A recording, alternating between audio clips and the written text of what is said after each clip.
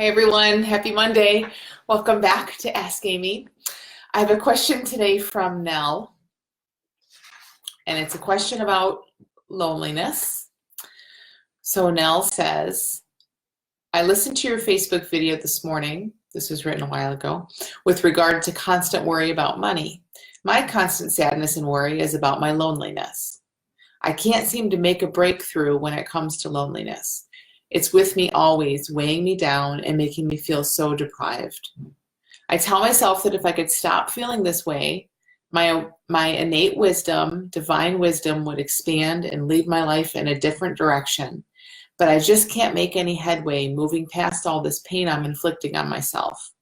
I've read your book, The Little Book of Big Change, and I try to think of all of this pain and sadness as vaporous, but I only get very brief relief and the pain rushes back in with a vengeance. So now, thank you for sending this question. I love that you sent it. I can feel the heaviness, in it, and it's no different. I mean, just to remind you, I know we all know this, but loneliness is no different than anything else. So I also love that you listen to the conversations about constant worry about money and constant worry about all the other things that people constantly worry about. They'll help. They really will. If you can see what ties all of these things together. So if it looks like, oh, these people have money questions, I can't relate. I have a loneliness question, that's totally separate. These people have a health or weight question or a habit question, I can't relate. Then it's all going to look very siloed. But really everything, constant worry is the common denominator, right? The about isn't very important, to be honest. It's just the context, it's the story, it's the storyline that's attached to it. The constant worry is the piece that really matters and that we can see so much about. And in your case, loneliness may feel separate and different. And you aren't saying this, by the way. I'm just saying I know it's how it looks sometimes, no matter what our issue is. It looks so different. It looks like an exception in some way. And I just really want to start by saying it isn't. It's exactly like everything else that you've listened to and read about and other issues that you've heard people speak about, heard me speak about for them. That it's a psychological experience that's being created. Always. We're in this psychologically created experience, and the psychologically created part doesn't really matter. it matters in a huge way, but moment to moment, day to day, it doesn't really matter to us because it's our experience. I don't care if it's real, an illusion, psychologically created, life created. To some extent, we're just or we can be in this place where we're just hey, I don't really care about where it came from. I just want it gone. This is my experience and it feels real and it feels painful and I hate it and I want it gone. And that kind of isn't good for us. That's one way of seeing it and feeling it, and that's okay. That's human and normal.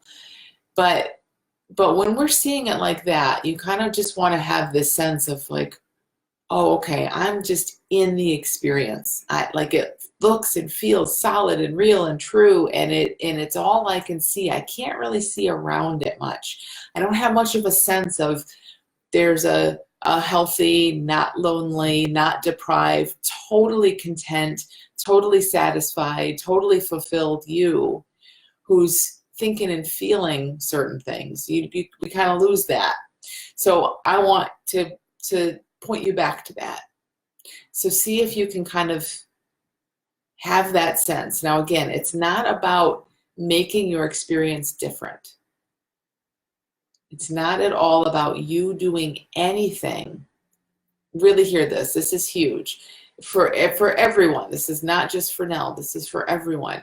It is not about us doing anything to make our experience different. Seeing it differently, feeling it differently. It's not about that. It's more so about seeing, okay, there is this experience moving through me. It is what it is. It's moving through me. I feel it. Yeah, it's there. But there's so much more around it that when I'm like this with my experience, I just don't see the bigger truth. And when we're trying to make our experience different, see it differently, question it, talk ourselves out of it, again, those aren't always horrible things. I mean, we do them, but by definition, almost, we have to be like this with our experience in order to see it differently, in order to get ourselves to consider it differently. We're kind of diving into it, which I just want to say there's another way. Like, that's what everything points us toward, is diving into your experience so you can change it and make it more manageable. And where we're looking here in this understanding is, hey, it's experience. It's not you. It's not coming from life around you. It's not because of your circumstances. It's not personal. It's certainly not stable. As much as it feels stable for you now, it's not a stable thing. And it's nothing you have to try to get yourself to feel or experience in a particular way. It's more about seeing it for what it is. It's just experience, and being curious about what else there is. What's around it? Where does it go when it's not there? You know, don't focus on when it's there and try to change it. Like, I would ask the question, hey, isn't it interesting that I got really engrossed in that movie earlier and I didn't feel lonely for a minute? I got really caught up in this and I wasn't lonely. What's that about? Isn't it interesting that maybe sometimes you can be around people and you feel a feeling that your mind labels lonely? And other times you can be totally alone and not feel a feeling that your mind labels lonely. Isn't that interesting? Like, that's where we start not staring at it and trying to make it different, but looking around it, being curious about what's bringing it to life and what's there when it's not in your face. So a couple things that you mentioned in the way you write your question now that I want to point out, because I think they're probably really, really huge for you. You say, I tell myself that if I could stop feeling this way, my innate wisdom would expand and lead my life in a different direction. How are you going to stop feeling this way? Like, just telling yourself, hey, if you stop having that feeling, self, your life's going to go in a much better way. How? That's not helpful. Like, of course that's not working, because A, we aren't in charge of our feelings. You don't put that stuff there. You're not making yourself feel it the way that you're feeling it. It's not on you. This isn't like, oh, you did this, now you're doing it wrong, and now you need to try to get yourself to do it right. So the mean talk, or even the pep talk, it doesn't really help, because we aren't in charge of how life moves through us. I want you to kind of take a shift from, I tell myself if I could stop this, then life will be okay, to, oh, I'm back here, life's okay, and I'm seeing this experience move through me. I can feel stuff. I can feel lonely. If you listen to my podcast today, it was all about I can feel hungry. I can feel like I'm not there yet. I can feel all kinds of stuff. And okay, feeling, moving through. I'm the one saying, look I can feel this. The space that is like the container around the feeling, the experience moving through, grows, and that's you. Well, it's something closer to you than the feeling is, that's for sure, right? So it's like we expand and we have this larger capacity to feel all kinds of stuff. You aren't putting lonely there, Nell. The fact of your life isn't, the circumstances in your life aren't putting lonely there. There is no thing called lonely that's really there. It's this habitual thinking that says, I'm lonely, I don't like this feeling, I don't like it. And then on top of that says, you should stop feeling this way because then your life will be okay. No, I mean, your life's perfect now. The way you feel, who you are and what's there is perfect now. It's just that when this particular thread of feeling that your mind calls lonely moves through you, you really, really don't like it. And you have a lot of thinking about it. You tell a story about it. And, it starts to feel like you're deprived, and it starts to feel like all this stuff, but that's just feeling. Now, I don't mean to dismiss how it feels. When I say it's just feeling, I mean, yeah, it feels horrible. This stuff is like, this is human life, right? Like, it feels horrible and real and true and deep and like all we can see. But we have to kind of be willing to look around that and say, yeah, this is how it feels for me. Really, really horrible. But what if there's more to me than that? What if it is just just this energy of thought, bringing thought and feeling to life within me. And what if it is always moving? And what if it's not the way it appears to be? That's where you get some traction. That's where you start to have a different experience.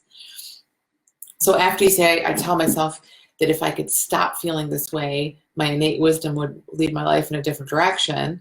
Well, your innate wisdom is leading your life right now. Like, you don't have to, you feeling what you're feeling isn't going to get in the way of that. It's kind of like saying, I told myself if it would stop storming so badly outside, the planets would spin in a nicer way. Well, no, the planets are spinning. They got their own thing going. There's a huge intelligence in charge of that, and it's pretty good. It doesn't need, the rain to stop so that it can do its thing. Same with you. The wisdom that's living you is living you. You don't need to be in a certain state of mind for that to happen. So I want you to kind of see, you can't necessarily see that this bigger wisdom is living you because you're caught up in, I'm so lonely and this feels horrible. But we don't need the feeling to go away in order for the truth to happen, which is that we are all being lived all the time. So you're not getting, so I hope this, as I say it, it sounds like it doesn't sound very, very hopeful, but I mean it to sound like, hey, don't worry. Life has got this. You may not see that and feel it. It may not look the way you think it should look, but trust me, your uncomfortable feelings aren't getting in the way of life living you. Life lives us, it's much bigger than anything a feeling's going to get in the way of. And then you say, I just can't make any headway moving past all of this pain I'm inflicting on myself.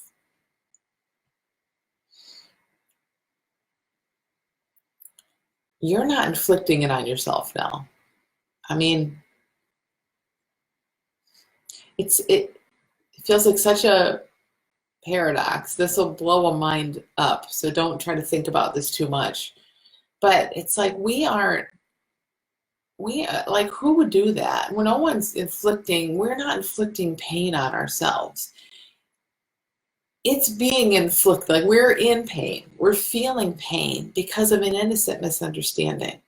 We can take that and say, oh, I'm doing this to myself because I'm the one who misunderstands. But why? It doesn't make sense. Like, you want to understand or you wouldn't be listening. So take the you out of it. Take all the blame and the shame and the I'm doing this and I need to fix it and me. Like, that's where we really sit in suffering. When it's all about me and it's all on us, we've done it wrong, we don't know how to do it right. Oh my gosh, that's like the definition of human suffering. And honest to God, I cannot see it that way. That's just not how it works. We do and see the absolute best we can see to do and see in any given moment. You're not inflicting anything on yourself, and you're sure as heck not doing it purposely. So even if it's happening through you by way of an innocent misunderstanding, because when these feelings come up, your mind says, this is true, and I'm so lonely, and I'm never going to get out of this. Like, that's suffering, but you're not doing that. It's just that's the habit your mind is in. Your mind's just a machine. It's just a machine doing what a machine does, and that's just how it's gone, how it's going, how it happens to be going right now. So again, for everyone, everything I say here is so universal. Like, just get you out of it. No one is hurting themselves on purpose. No one's inflicting their own pain. Like, no, we don't want this. Every one of us gets caught up in our own thinking, and then we suffer. And that's awesome, because we suffer, and that suffering wakes us up to say, oh, something's not right here. And then we get to see, oh, I'm believing a bunch of stuff that's not true. I'm resisting my feelings, or I'm afraid of the concepts my mind is making up. Or, we get to let that pain be a reminder, a wake-up call. So, again, I know this doesn't mean much when you're in the middle of all that pain, but it's beautiful that it works that way. And it's just a shift between us putting ourselves in the middle of it, saying, I'm doing this, and I should stop doing this, and I need to stop doing this, and us just taking ourselves out of it for a second and saying, wait a minute, maybe I'm not center of the universe. Like, maybe life's moving through me the exact same way it moves through everyone. And taking that more universal stance of it, it's not about me and what I want and where I'm getting and how I'm feeling and what I'm doing wrong. It's like, oh, this is how life shows up sometimes. And the worse we feel is just an invitation to take a step back and say, oh, maybe I'm fighting it. Maybe I'm thinking it shouldn't feel this way. Maybe I'm thinking it's personal. That's all it is. It's just this invitation to step back and see where you're in the picture. You and your agenda and your expectations are in the picture. And I guarantee it, 100% of the time, when we're honestly able to step back and look at it that way, we're in the picture, or we wouldn't be suffering. It's a beautiful cycle. Thought is created through us. What often happens, not always, but what often happens is we put ourselves in the middle of it, and our little mind gets in there and says, ooh, my thought, my life, and me, and why. When that happens, we suffer. When we suffer, we see, oh, wait a minute, something's not right here. And that it opens us to this opportunity to see, oh, what's not right is I'm in the picture. I'm thinking it's all about me. So we get to see that, and then we're kind of released from it in a sense, and the cycle keeps going. When we don't put ourselves in the middle of it, we just feel stuff. Like it, don't like it, good, bad, tight, open, who cares? It's just life. We're not in the middle of it, so we don't have a whole agenda and story around it. It doesn't mean anything about us. It's just life. It's sunny, and then it rains, and then it's sunny, and then it rains, and then it just keeps on going. But when it's sunny because we did good, and it rains because we're a big loser and we messed something up, totally different story. Same thing. Same thing to the earth, to the universe, but not in our experience. Totally different. So really kind of see that. I've never said it in quite that way, but I like it. Like, it's like the weather just happens. You just deal with it when it's just weather. But if you have a story about how you caused it and you should have caused something else and it's all on you and it means a bunch of stuff about you, it's still going to happen the way it happens, but man, your experience of it's going to be different.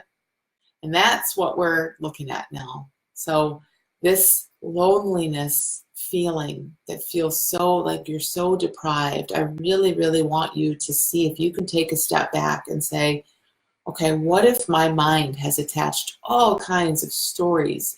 Everyone's mind does this now, not just yours. What if my mind has attached all kinds of stories and judgments and put me in the middle of this big story? And that just feels so right. Like I'm lonely and I'm deprived and I'm missing out. And man, we're going to suffer when that happens. And in your case now, I need to fix it. And I'm making this happen and I'm inflicting this pain, just another layer, right? Horrible when that's how it looks. But what if it isn't that way at all? And if you just feel life moving through you, sometimes it's tight and not nice, and sometimes it's more open and beautiful, and you just are able to just kind of let life expand and contract within you and through you, and it doesn't mean a bunch of stuff. You don't have to call it lonely. I mean, your mind will label it that, but whatever. You don't have to believe that. It's not about being lonely or missing out or any of that. It's just life. And see what that starts to shift for you. I'm not saying you aren't going to feel life, because as long as you're alive, you're going to feel energy and emotion and all of that. But man, it's everything. It's everything, the storyline that our mind attaches to it. And it's huge to just consider. Again, I'm not saying set all the story over here and never go back to it. You can't help it. Your mind wants story. But just to start to have some holes poked in that story, and to see that there's a story and that story is the whole problem, nothing else. Gigantic. Huge. So thank you so much for listening, guys. Thank you, Nell, for sending your question. Excellent question. If you guys have questions, send them to AskAmy at thelittleschoolofbigchange.com. And I'll see you back here next Monday. Have a great week.